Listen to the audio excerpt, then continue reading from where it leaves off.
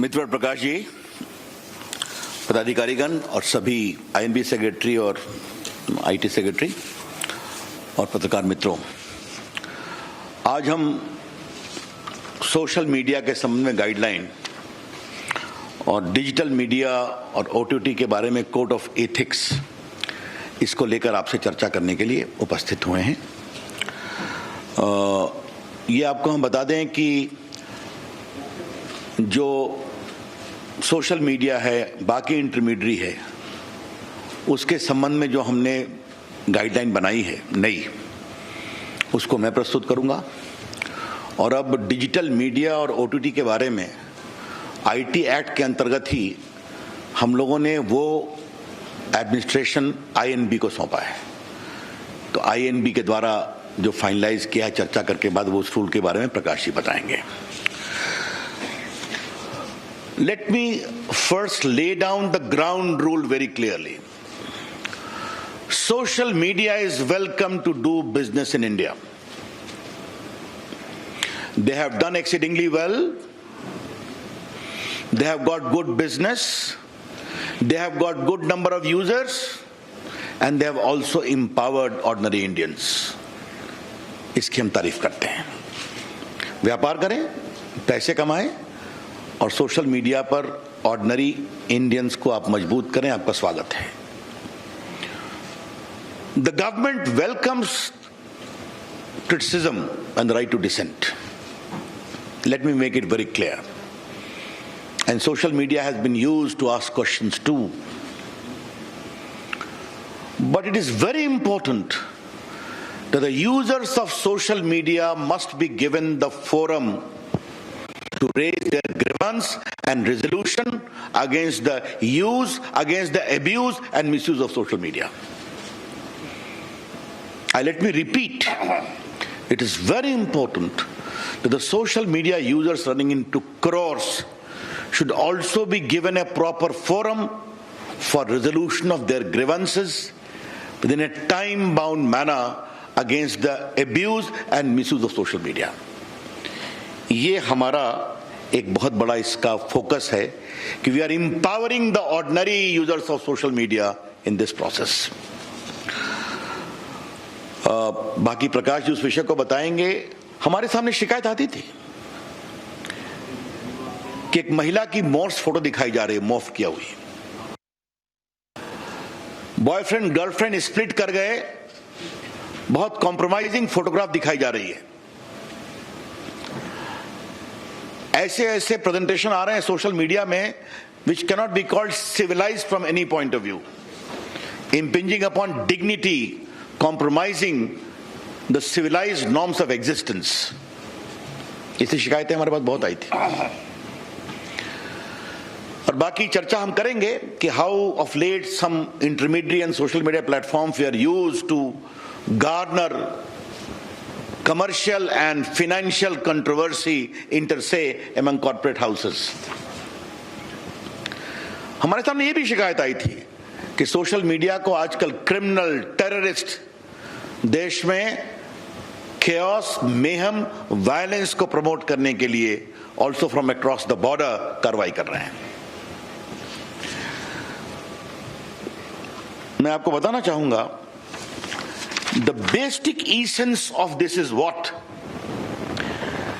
I would say it a soft touch oversight mechanism, where we are insisting upon the platform to develop the mechanism and have a robust redressal of grievances.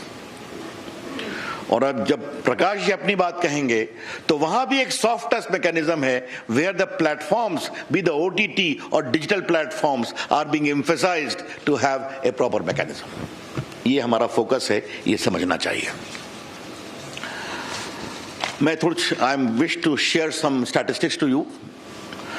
Bharat में WhatsApp के users हैं 53 crore, YouTube users are 44.8 crore, Facebook users are 41 crore, Instagram users are 21 crore, and Twitter users are 1.75 crores. This is a good number. We are very happy about it. Indian users are using these platforms and they are also making good business case. Welcome.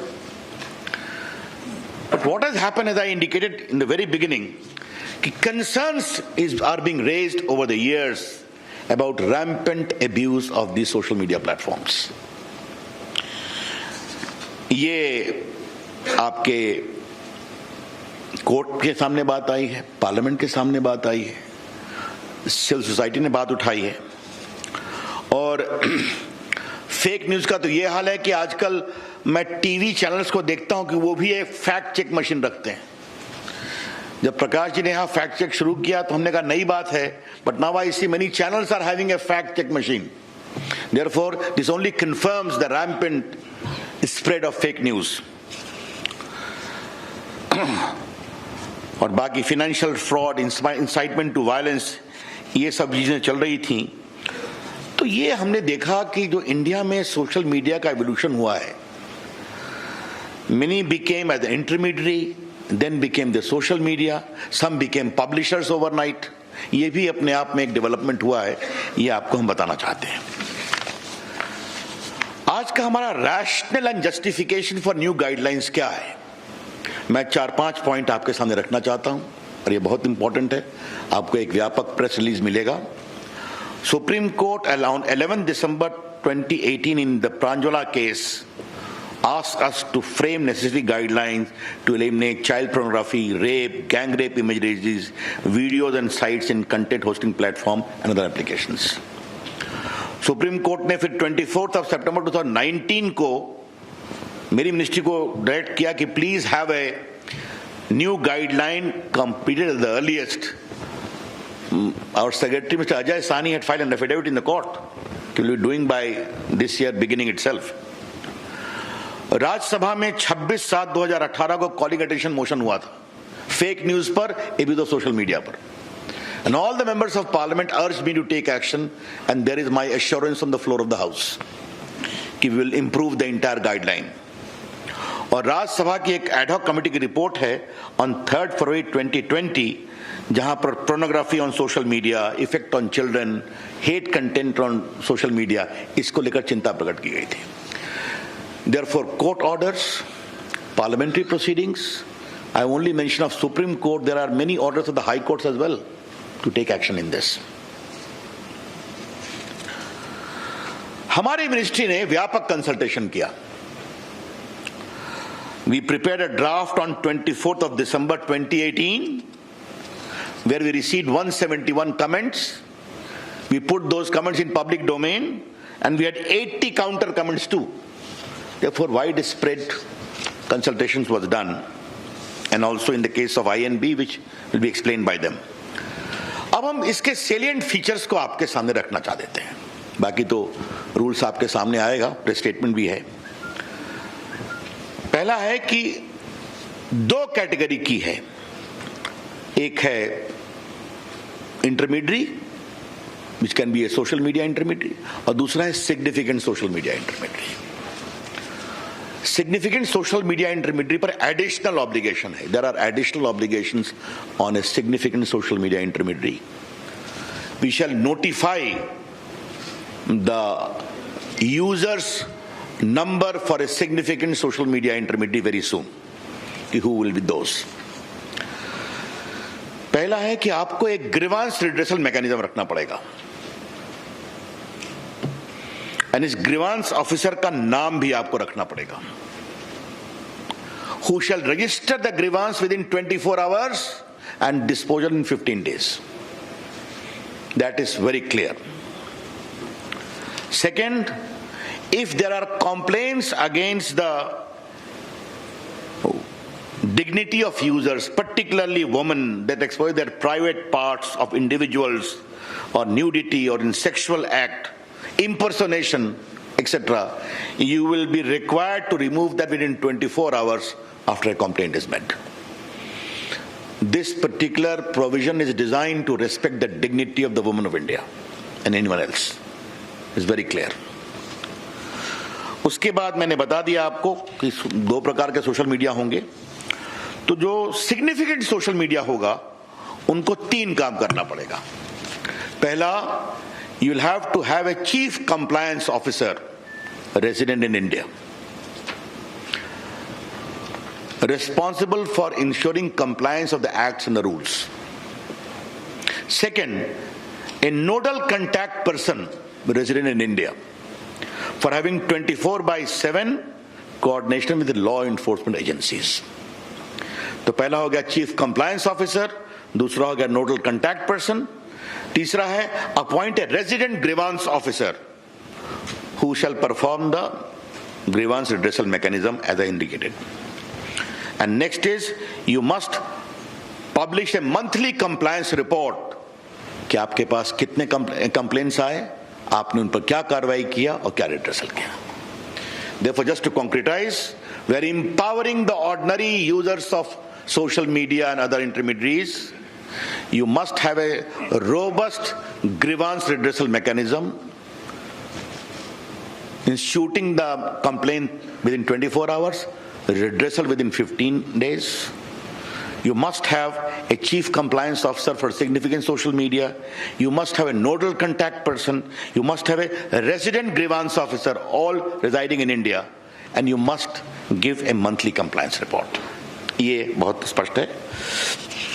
उसके बाद एक सवाल आता है first originator का कि खुराफात हुई, but who was the creator? Who was the first creator of the mischief?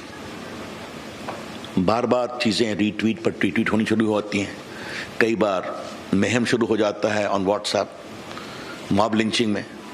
तो फर्स्ट ओरिजिनेटर कौन है, इसके बारे में बताना पड़ेगा. This first originator will not, we don't like to have the content, क्योंकि कंटेंट तो बाहर आ जाता है, कई लोग ट्वीट रिट्वीट करते हैं. हु बिगैन द मिसचीफ, ये आपको बताना पड़ेगा. ये मिसचीफ अगर भारत के बाहर से हुआ है तो भारत में उसको किसने शुरू किया, ये बताना पड़ेगा. I repeat, the social media platforms upon being asked either by a court order or by the government authority will be required to disclose the first originator of the mischievous tweet or message, as the case may be. And this should be only in relation to sovereignty and integrity of India, number one. Number two, security of the state, public order, relations with foreign states, or rape, sexually explicit material, etc., etc. तो आपको ये बताना पड़ेगा कि खुराफात पहले किसने शुरू की, उसको आपको जानकारी देनी पड़ेगी. यस. और ये सब उसी अपराध के बारे में होगा जहां 5 साल से अधिक की सजा है. I explain to you. बाकी उनका एक फिजिकल देश में एड्रेस होगा. इसमें हम एक और प्रावधान कर रहे हैं कि आपको एक वॉलंटरी वेरिफिकेशन ऑफ अकाउंट्स का इंतजाम करना पड़ेगा. Social media, not the government. The social media platform must have a provision for voluntary verification mechanism of the users. क्योंकि आप मोबाइल से करते हैं, बाकी से करते हैं, आपको बताना पड़ेगा. और एक अंतिम बात है कि 2 बातें कहूंगा कि अगर कोई अनलॉफुल इंफॉर्मेशन आपके प्लेटफॉर्म पर है, again if there is a court order और एप्रोप्रिएट गवर्नमेंट डायरेक्ट्स दैट, तो आपके law and order, integrity of India, sovereignty of India, etcetera etcetera, तो आपको उसको हटाना पड़ेगा. एक अंतिम बात आपको बताना जरूरी है कि आपको रिमूव करना पड़ता है अपने, आपका हर ट्वीट हटा देते हैं, आपका फेसबुक से एंट्री हटा देते हैं. तो अगर कोई significant social media intermediary remove और डिसेबल करता है किसी यूजर के कंटेंट को, तो आपको उसको इंटीमेट करना पड़ेगा, उसकी सुनवाई करनी पड़ेगी. If you seek to remove the or disable access to the content of any social media user, you are required to give him reasons and also hear him. ये हमने एक प्रोविजन रखा है. मित्रों, ये जो सिग्निफिकेंट सोशल मीडिया के लिए जो हमने कानून बनाया है, वो 3 महीने में हम लागू करेंगे ताकि वो अपनी मैकेनिज्म को इंप्रूव कर लें. We'll be giving a window for 3 months for significant social media, and the rest will come into effect from the day the rules are notified. That's all from my side. Over to Prakash. Ravi ji बहुत धन्यवाद। जैसे आपको पता है कि नई technology का एक अच्छा फल है कि डिजिटल मीडिया न्यूज पोर्ट्स भी बन गए, न्यूज पोर्टल्स बन गए। वैसे ही ओटीटी प्लेटफॉर्म आ गया, लेकिन एक फर्क रहा कि जो आप लोग बैठे हैं प्रिंटिंग प्रेस से जो आते हैं, उनको प्रेस काउंसिल का कोड फॉलो करना पड़ता है। लेकिन ऐसा डिजिटल मीडिया पोर्टल को कोई बंधन नहीं है। यहां टीवी के लोग हैं, उनको केबल नेटवर्क एक्ट में जो प्रोग्राम कोड है वो उनको फॉलो करना पड़ता है। लेकिन ओटीटी प्लेटफॉर्म्स को ऐसा कोई नियम नहीं है, और इसलिए सरकार ने यह समझा कि एक लेवल प्लेइंग फील्ड होना चाहिए। All media platforms must have the same justice system, और इसलिए डिजिटल हो, प्रिंटिंग हो, टीवी हो, ओटीटी हो, कुछ नियमों का पालन करना पड़ेगा, कुछ प्रोसेस सेट करना पड़ेगा। और लोगों की मांग भी बहुत थी। लोगों की मांग, रोज सैकड़ों पत्र मंत्रालय में आते हैं। इस बार इस सेशन में ओटीटी प्लेटफॉर्म पर 50 प्रश्न पूछे गए, दोनों सदन में मिलकर 50 क्वेश्चंस। देश भर में इस विषय की कितनी चर्चा है, इसका ये उदाहरण है। और उसके बाद हमने ओटीटी प्लेटफॉर्म्स के साथ दिल्ली, चेन्नई और मुंबई में उन उद्योगों के सभी लोगों को बुला के विस्तृत चर्चा की। मैंने खुद दिल्ली में 2 मीटिंगें बुलाई, और पहले मीटिंग में मैंने ओटीटी प्लेटफॉर्म को कहा कि आप सेल्फ रेगुलेशन बनाओ जैसा टीवी वालों ने बनाया है, लेकिन नहीं हुआ दुर्भाग्य से। फिर मैंने एक बार फिर मीटिंग बुलाई और कहा कि 100 दिन में बनाओ, लेकिन वो भी नहीं बना। बाद में कुछ नोट बनी थी जिसमें कोई सेल्फ रेगुलेशन, बाहर कोई आदमी भी नहीं था। और इसलिए हमने तय किया कि एक इंस्टीट्यूशनल मैकेनिज्म सभी मीडिया के लिए होना चाहिए, क्योंकि मीडिया की आजादी लोकतंत्र का आत्मा है। Both we have fought for maintaining press freedom and have gone to jail during emergency. During emergency. But let me also tell you that every freedom has to be responsible freedom. और उसके लिए we have decided to have 3-tier mechanism for OTT platforms. First, for OTT and digital news media, both will have to disclose their details, from where they publish, how they publish, how much is the spread, anything. So that disclosure will come. That is first, information. We are not mandating a registration. We are seeking information. Then second is, there has to be grievance redressal system, as Ravi ji has said. Their grievance redressal system, in the same manner, it will work in OTT platforms and digital portals also. They will have to have their own portal for grievance redressal. Then second tier will be self-regulation. On OTT platforms, they will have to have a self-regulation, a body headed by a retired Supreme Court or High Court judge, or otherwise very eminent person in this category. So this is what we are entailing. So there, any grievances, there has to be a place for making grievance. उसकी सुनवाई होनी चाहिए, और उसके सुनवाई पर कोई judgement आना चाहिए। और जैसे हम टीवी पे देखते हैं कि टीवी पर स्क्रॉल आता है, माफी मांगते हैं, कुछ दंड भी होता है, तो ये खुद करते हैं, सरकार नहीं करती। तो वैसा ही हम करना चाहते हैं कि ये होना चाहिए। और तीसरा, एक सरकार है तो सार्वभौम सरकार होती है, सॉवरेन सरकार होती है, तो एक ओवरसाइट मैकेनिज्म भी होगी, जहां एकदम तुरंत फैसले कभी करने पड़ते हैं, कोई बहुत बड़ा पेंच तैयार हुआ तो ये ओवरसाइट मैकेनिज्म रहेगा। और ओटीटी प्लेटफॉर्म में एक और है कि अभी सेंसर बोर्ड होता है फिल्म वालों को, लेकिन ओटीटी को सेंसर बोर्ड नहीं है, तो हमने कहा है self classification of age related issues to be solve, and उसका एक प्रोसेस हो कि 13 से ऊपर 13+, 16+ and A category, there has to be a mechanism of parental lock and ensuring compliance that children don't see that.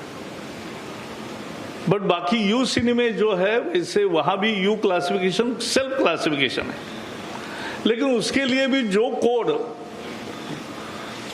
Sensor board का है, जो एक एथिक्स कोड है, वो सबको कॉमन रहेगा। और इसलिए वो रहेगा। लास्ट में मैं इतना ही कहूंगा कि जो डिजिटल मीडिया पोर्टल्स है उनको भी अफवाह फैलाने का, झूठ फैलाने का यह अधिकार नहीं है, किसी को भी नहीं है। As I said, media freedom is absolute but with reasonable restrictions, and that is the self restrictions of responsible, that is called responsible freedom। and उस फ्रीडम के दायरे में ये दोनों, और ये कानून एक ही है, आईटी का जो MIT का कानून है, उसी के अंदर जो बिजनेस रूल बदले मोदी जी ने, और ये जो कंटेंट वाला मुद्दा है खासकर मीडिया का, और ओटीटी और डिजिटल मीडिया, इसका INB एडमिनिस्टर करेगी। बाकी जो इंटरमीडिएट प्लेटफॉर्म्स है उस पर का संज्ञान IT मिनिस्ट्री पहले जैसे कर रही है वैसे ही करेगी। बस मुझे भी इतना ही कहना है। धन्यवाद सर। एक minute, before we take your questions friends, सिर्फ 2 बातें मुझे ऐड करनी है। जो प्रकाश जी ने कहा, सुप्रीम कोर्ट का फैसला है कि Internet is not a fundamental right by itself, but the fundamental right of freedom of speech and expression under 19(1) can use Internet to exercise that right. So if it is a fundamental right under 19(1), it is subject to 19(2) of the Constitution, which is reasonable restrictions can be imposed in pursuit of safety, security, sovereignty of India, public order etcetera etcetera. एक बात मैं ये कहना चाहूंगा। और दूसरी बात हम कहेंगे, सभी सोशल मीडिया का स्वागत है, लेकिन बड़े आदर से कहूंगा, there should not be double standards. If an attack is there on Capitol Hill in Congress, then social media support the police action, but there is an aggressive attack on Lal Qila, the symbol of India's freedom, where our prime ministers hoist the national flag, you have double standard. This is plainly unacceptable। धन्यवाद sir. Friends, जैसे आपको बताया कि detailed press release जो है PIB की तरफ से जारी होगी। However we will take some questions. First I take 39।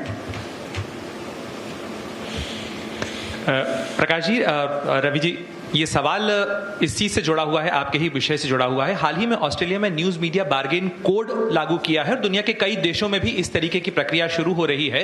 तो क्या भारत में भी इस तरीके की चीज पर विचार हो रहा है कि जो सोशल मीडिया इंटरमीडियरीज हैं या जो प्लेटफॉर्म्स हैं, वो कंटेंट क्रिएटर और कंटेंट एग्रीगेटर के बीच में एक बैलेंस बना रहे? ऐसा है, जो ऑस्ट्रेलिया का मुद्दा है वो इससे अलग है थोड़ा। वो मीडिया की न्यूज जो छापते हैं उनको कुछ पेमेंट मिले न मिले, ये भी एक मुद्दा है। लेकिन मैं इतना ही कहूंगा कि दुनिया के सिंगापुर, ऑस्ट्रेलिया, यूरोपियन कमीशन या बाकी अन्य देशों में भी इस विषय में क्या क्या हो रहा है इसका हम जानकारी भी रखते हैं, और उसकी राय जब प्रकट करना होगा तो करेंगे। 53। सर, मैं मुकेश कौशिक हूँ, दैनिक भास्कर से। मेरा सवाल रविशंकर जी से है। आप रविशंकर जी पर्सनली भी बहुत इस बात के वोटरी रहे हैं कि सोशल मीडिया पर जो अकाउंट खुलें वो फेक ना खुलें, नामी ना हों, और इसलिए उनकी कोई ऑर्गेनिक लिंक होनी चाहिए। हम इस दिशा में क्या करें कि वो अगर कोई अकाउंट खोले तो वो अपने मोबाइल नंबर उस पर डिस्क्लोज करे, एक OTP आए, उसके बाद ही कोई अकाउंट खुल पाए। इससे हम लोग एक वेरिफिकेशन हो जाएगा उसका। देखिए, जैसा मैंने आरंभ में बताया था, इस नए गाइडलाइन का पर्पस क्या है? सोशल मीडिया खुद ये काम करे और उनके यूजर से करवाएं। हम सरकार का हस्तक्षेप कम से कम चाहते हैं, इसीलिए एक voluntary mechanism social media platform create करें और उनके रजिस्ट्रेशन कराएं। उनका मोबाइल तो उनके पास ही है, सिम कार्ड है, आधार कार्ड है, क्या करना है उनको तय करना है। लेकिन हम जरूर चाहते हैं, अपेक्षा होगी कि ये वेरिफिकेशन जरूरी है, वरना वो भारत से ट्वीट हो रहा है, रिट्वीट हो रहा है, विदेश से हो रहा है, पाकिस्तान से हो रहा है, कहीं ना कहीं तो इसके बारे में एक मैकेनिज्म होना चाहिए। 13। सर, मेरा सवाल एक प्रसाद सर से और एक जावड़ेकर सर से, दोनों से है। सर, सोशल मीडिया कंपनीज कहती हैं कि ओरिजिनेटर आइडेंटिफाई करने के लिए उन्हें end to end encryption break करना पड़ेगा, तो उसके ऊपर आपका क्या कहना है? वो कह रहे हैं कि प्रिवेसी जो है वो लोगों की वायलेट होगी। एंड जावड़ेकर सर से क्वेश्चन बेसिकली ये है कि सर, जो ऑनलाइन न्यूज़ मीडिया कंपनीज हैं उनका मानना है कि, और आपके एक्ट के हिसाब से, रूल्स के हिसाब से ऐसा लग रहा है कि वो 69A के अंडर आएंगे, IT एक्ट के, तो उसके अंडर लाने का उसको क्यों परव्यू किया गया है? ब्लॉकिंग एक्सेस क्यों दिया जा रहा है सर? पिछले कुछ दिनों में इस रेगुलेशन के बारे में अलग अलग खबरें आई है।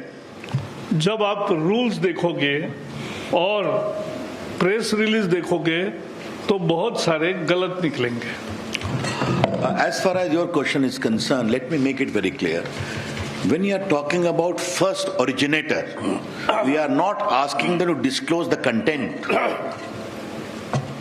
Simple question, ये खुराफात किसने शुरू की? Who began this mischief? Tell us that. That's all.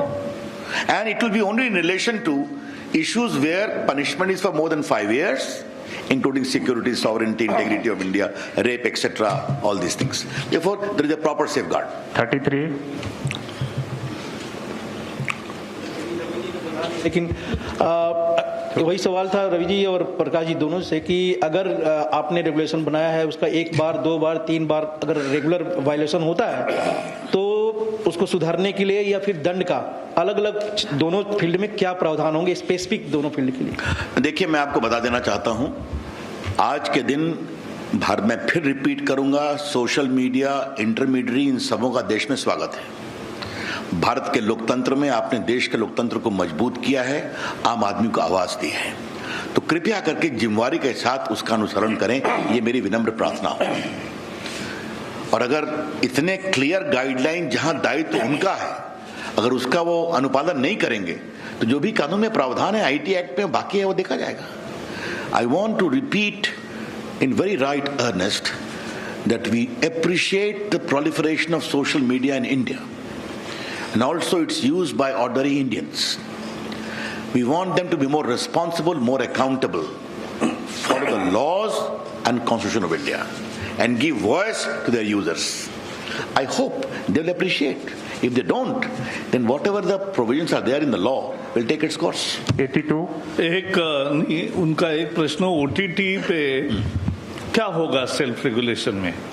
तो जैसे आज टीवी का सेल्फ रेगुलेशन है और किसी की भी शिकायत है तो सुनवाई होती है, जज करते हैं और जजमेंट भी देते हैं कि जिसमें सजा यानी फाइन भी होता है, स्क्रॉल भी चलाना पड़ता है या अन्य भी प्रकार है। तो ऐसे ही मैकेनिज्म उसी तरीके से ये OTT प्लेटफॉर्म्स को तैयार करना पड़ेगा। So this is Aditi from Times Now. I have a question for Mr. Ravi Shankar Prasad.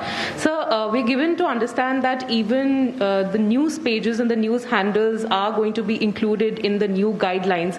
So my question was, how exactly is the news content also going to be regulated, and what are the details of the special guidelines for the news publishers? I think Prakash, you have asked this question to the wrong person, but let me tell you, Prakash ji has already said very specifically We are only removing the double standards. What is being followed in the print, you follow here as well. That's all. Print media को press council का code follow करना पड़ता है, वही code है। और उनके संबंध में किसी को शिकायत करनी है तो प्रेस काउंसिल के सामने शिकायत कर सकते हैं, उसकी सुनवाई होती है, दोनों पक्ष सुने जाते हैं और फिर प्रेस काउंसिल भी दंडक करता है न्यूज़पेपर्स को, तो वही तरीका रहेगा। 20 सर, ये आइडेंटिफाई करने की प्रोसेस क्या होगी? कौन सा डिसीजन मेकिंग अथॉरिटी कौन होगा? कि आईटी का सेक्रेटरीज का पैनल होगा जो उसको आइडेंटिफाई करेगा कंटेंट को, या फिर कंप्लेंट किसी की भी हो सकती है, मेरी भी हो सकती है, या यहाँ बैठे किसी की भी हो सकती है? पहली बात बता दूं कि जो वेरिफिकेशन आपने बताया, तो सोशल मीडिया आराम से सिम कार्ड से, मोबाइल नंबर से वेरीफाई कर सकते हैं, उसमें तो कोई दिक्कत नहीं है। मैंने बताया कि चाहे वो प्रकाश जी का विभाग हो या मेरा विभाग हो, पहला ग्रीवांस रिड्रेसल आपको करना है, मैकेनिज्म बनाना है, और सोशल मीडिया को 2-3 काम और करना है जो सिग्निफिकेंट है। अब आप नहीं करतेंगे तो बाकी तो आईटी एक्ट में तो प्रावधान नहीं है ना, उसकी चिंता की जाएगी। आप तो जानते हैं आईटी एक्ट, तो सेक्रेटरीज का पैनल जो है वो डिसाइड करेगा किसी का। वो आई थिंक जो आईटी एक्ट में प्रोविजन है उसके अनुसार आज हम रूल्स गाइडलाइंस लेकर के आए हैं। आईटी एक्ट की तो प्रावधान नहीं है ना। 37 लोगों को सवाल पूछते नहीं दीजिए इस पर। हाँ, कोई बात। Sir, I'm just adding to the question on the news websites that are being included. What I want to understand, since for the first time this has been done, sir, there hasn't really been any consultation with the stakeholders. All of us have now been included in the IT Act. Do you intend to get us on board, have a conversation on this? What is the government planning to do? पहले तो आपने अच्छा सवाल पूछा, क्योंकि हमें पता ही नहीं है कि डिजिटल न्यूज़ पोर्टल्स कितने हैं। इसीलिए तो हमने कहा है कि उसका डिस्क्लोजर ऑफ इंफॉर्मेशन यह आपको करना है, तो हमें पता चलेगा इतने हैं। कंसल्टेशन करें किससे, ये भी तो मुद्दा है ना।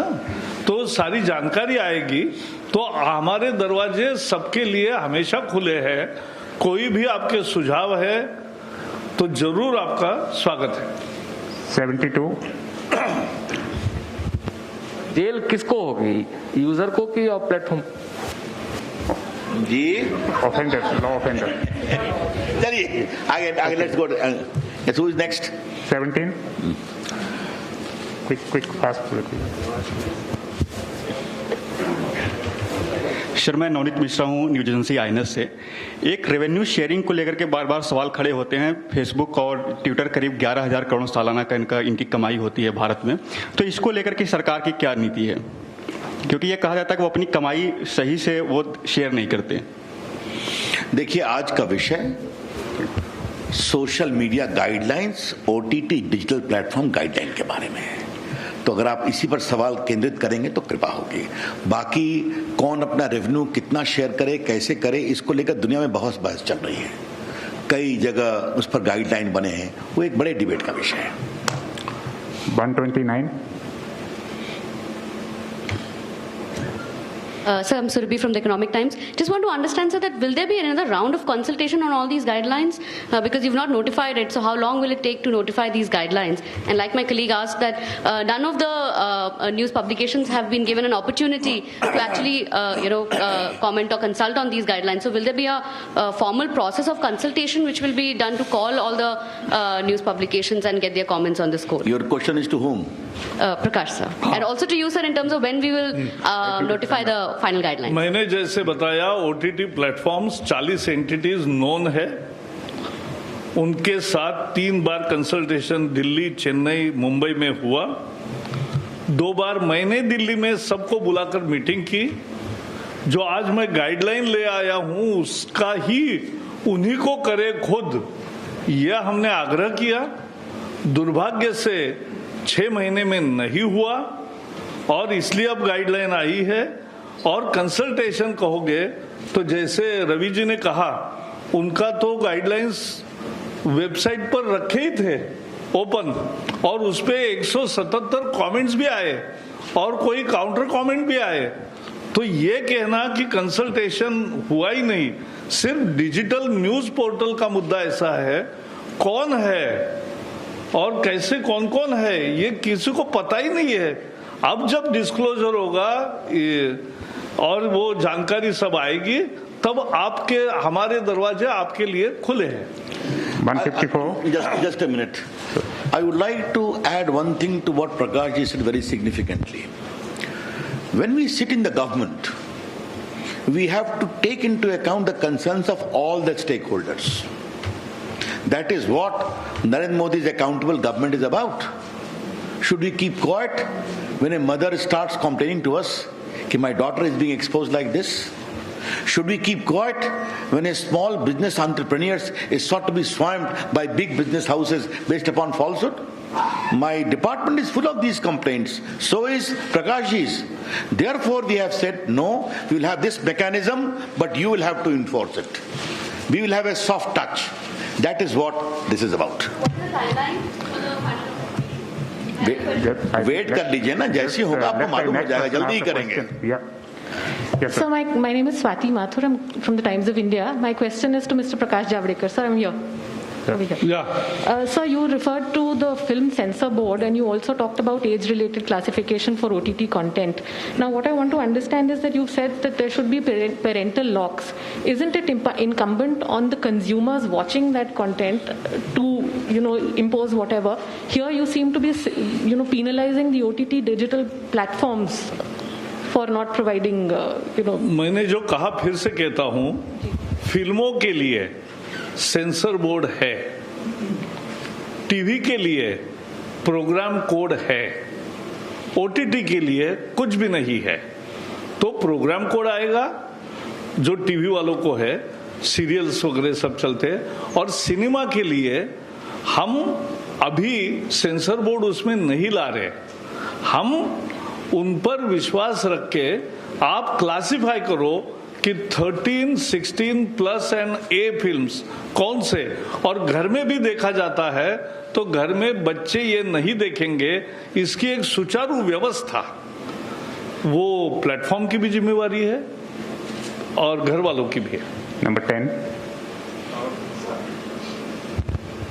So how would you categorize, what would be the criteria for significant social media intermediaries? I think, sir, initially in your comments, you also said that significant social media intermediaries will be given 3 months to comply with this. Is there any timeline for OTT as well, sir? Mr. Javadekar, this is a question. The first question is significant social media and non-significant social media would be classified based upon the number of users. Very soon we are going to notify it. It will be a significant number, maybe 50 lakh or above or something like that we are working out, but very soon we are going to notify that. And once significant social media reach is notified, they will be given a 3 months time because they have to have additional obligation. Chief Compliance Officer, Nodal Officer, Grievance Redressal Officers. For others it will kick in immediately. 47. Venkatraman, vanakkam. Yes, vanakkam. And sir, question about the subject, not sir, about Tamil Nadu election. Yeah, I'm related to Tamil Nadu only. I'm going to ask you, what message you want to give it to the people of Tamil Nadu? I think. But so far, whatever you said in Hindi, you are addressing the only North Indian media. No. But you're not bothered about taking into consideration Tamil Nadu. Because Ravi Shankar ji had a stake in Tamil Nadu. He was responding in English. I will respond. I think I will respond to you in English. See, the advancement of technology for very useful mechanisms and like OTT platforms and the digital news portals. But there were any mechanism, institutional mechanism to guide to the people also, because for films there is censor board, which we are not repeating here in OTT, but there is self-regulation mechanism in TV with program code to be followed. The same thing we are bringing to OTT, and at the same time for digital news portal they will have to first give information about their existence, and then they have to follow the press council code that is called Code of Ethics. So this is what we are expecting. We believe in our media. We believe they're responsible. And as I said, we fought and went to jail for 16 months to preserve the freedom of media.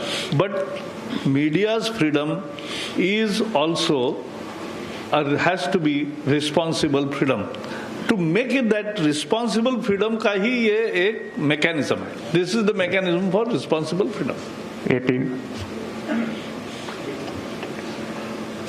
Javadekar Saab, I just wanted to get a small clarification on the issue of suo motu powers or emergency powers, when government will intervene.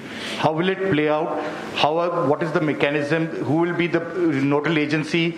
And how do you expect this compliance within 36 hours? There is, even on today's TV shows and complaints, there is a standard interdepartmental oversight mechanism. So that is already exists.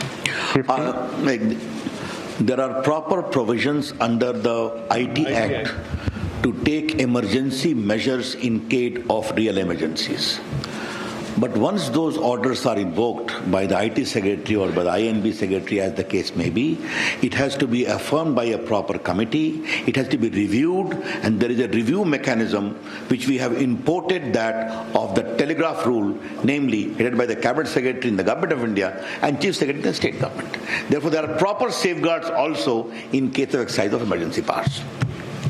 Sir नमस्कार, मैं total news से sir मेरा एक clarification जानना था कि जो ये गाइडलाइन तैयार की गई है, क्योंकि हाल के दिनों में हमने देखा है जो पॉलिटिकल पार्टियों के आईटी सेल्स होते हैं वो खास तौर से हेट स्पीच चलाते हैं और उसके बाद वो वायरल होते हैं, उसके बाद एक पॉलिटिकल मैसेज जाता है, तो क्या इसमें पॉलिटिकल पार्टी भी इस दायरे में आएगी और उसका क्या गाइडलाइन होगा? देखिए, मैंने आपको पहले भी कहा था कि अगर देश में करोड़ों लोग सोशल मीडिया को यूज कर रहे हैं तो अपने वो विचारों का भी प्रतिपादन कर सकते हैं, मैं अपनी पार्टी के भी विचारों का कर सकता हूं, वो भी कर सकते हैं, लेकिन जो नॉर्म्स है उनका तो पालन करना पड़ेगा ना, कि आप किसी को डिफेम मत करिए, आप किसी महिला के खिलाफ इस तरह की बातें ना करिए, आप आतंकवाद को ना बढ़ाइए, या कई चीजें जो चली हुई हैं, तो इसका विचार करना पड़ेगा। ये सब पर लागू है, कोई पॉलिटिकल एक्टिविस्ट हो या नॉन पॉलिटिकल एक्टिविस्ट हो। 38. So, Anushri from Financial Express. My question is to Mr. Javadekar. So, you spoke about the self-regulatory body for OTT, and which will be headed by either a retired Supreme Court judge or a High Court judge. So, how many members would this body have, and will it also have representatives from OTT platforms? Because in the previous consultations, the representation was not equal, and it was one of the reasons why the ministry had to, step into for formulation of these guidelines. Also, under what circumstances the ministry will step in case the mechanism or the body fails to handle a grievance? We have not taken any additional power in these guidelines. The oversight mechanism, as explained by Ravi Shankar ji, exists and it will exist. Prakash, I want to make very clear to my learned journalist friends that we have not framed any new law or any additional law. Under the existing IT Act mechanism itself, in exercise of Section 87 rule-making power, we have framed these rules and the Code of Ethics. They should be clearly understood. 40. Hi, sir. This is Ashish from the Indian Express. I wanted to ask a question that in the case of messages which go viral and finding the originator, it has often been seen that a VPN or a proxy network is used by the perpetrators. So who would be held liable in such a case? The social media intermediary or VPN? Well, Ashish ji, these are academic questions. As I said in the very beginning, as Prakash ji said, we are trusting the platforms to be accountable in terms of these regulations. We are trusting self-regulations. And once they will go through all the norms, which will be very much put on the platform, they need to improve their mechanism. Whether it is grievance redressal or verification or classification of the curated content. तो हम तो उनको trust कर रहे हैं। इस बात को प्लीज सारे मित्र समझें कि the focus of this Guideline, whether in the case of social media or in case of creative content, is on self-regulation. You develop, this is the norm, please ensure it followed up. Last question, 15.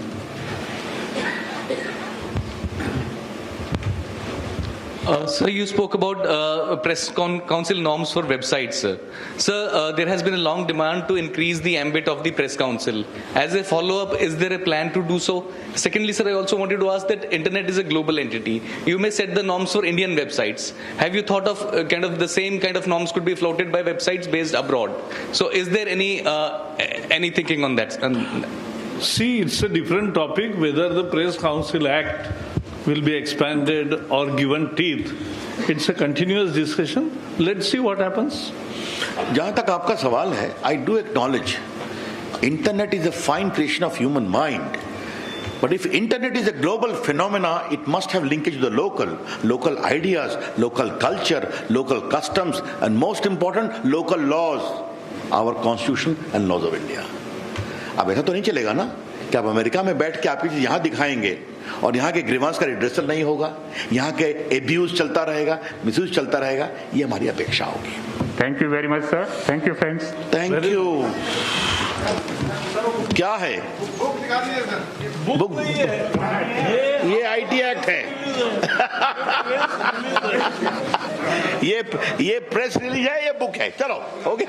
लो प्रकाश जी खड़े हो जाओ, देखो ठीक है।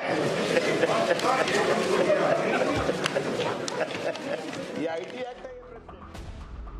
All right, that was the big announcement there from the centre as far as the guidelines for social media, OTT platforms, digital news portals, all of that is concerned.